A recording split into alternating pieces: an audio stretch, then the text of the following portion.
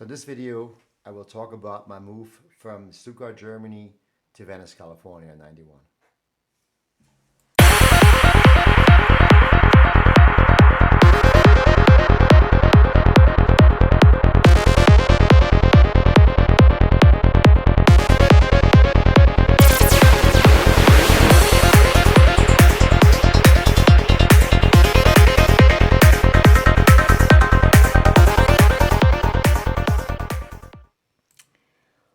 Okay, so Venice, California. 91 was the time when I moved from Germany to Venice. What happened is that I was working at a gym at the time in Stuttgart, Germany. I meet this guy named Harold. He invites me to go on a vacation to America. We're visiting LA, San Francisco, Vegas, and of course Venice. So it's about a 3 week deal. When I come back from all that, I was completely sold. My sister picked me up at the airport, I remember, and I said to her, "Look, I'm gonna go back. That's it. That's it. I'm not gonna go stay in Germany anymore. I'm done. I want to become a bodybuilder in America. I want to pursue my dream and really make this a real, reality. And I'm gonna leave in about 3 or 4 weeks. I'm gonna be out of here." My sister was supported me very much. She was very much always been my supporter since day one. Thank her for that very much. And after about 4 weeks or so, I left my gym job at the time here at the Olympic Gym in Stuttgart. Sold my car, had about $2,500 to my name, and a ticket that had a return expiration date for 1 year. I ripped it apart, which was the first thing I did when I came onto American shore. I took that ticket and I threw it away. I said, "I'm not going back. That's it, man." I'm like, "Fuck this. I'm going to stay."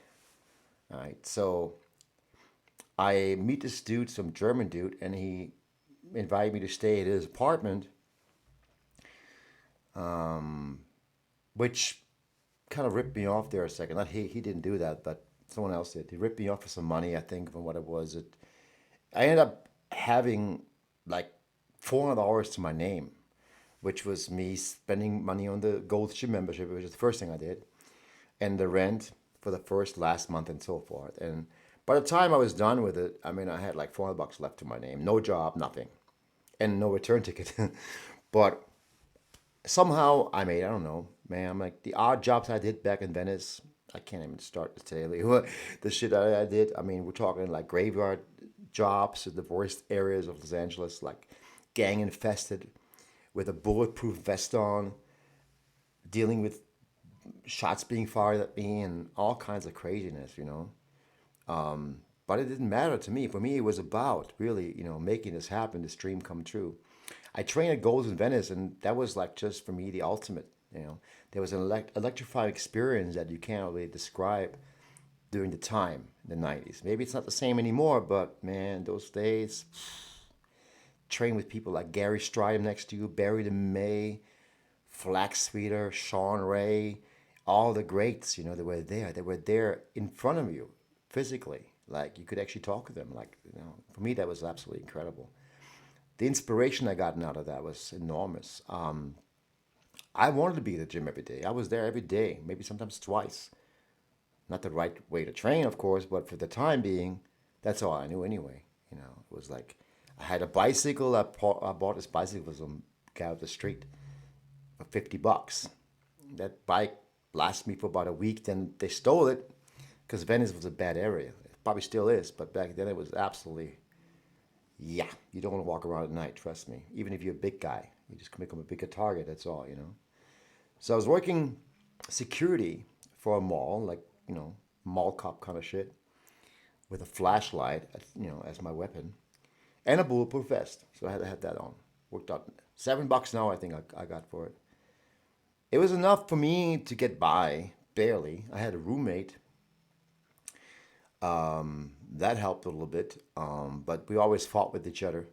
Whoever owned the chicken breast. Hey man, you ate my chicken breast. No, you didn't. No. Then the next thing you know, we're fighting each other over it. That's some raw fucking times, man. I'll tell you that.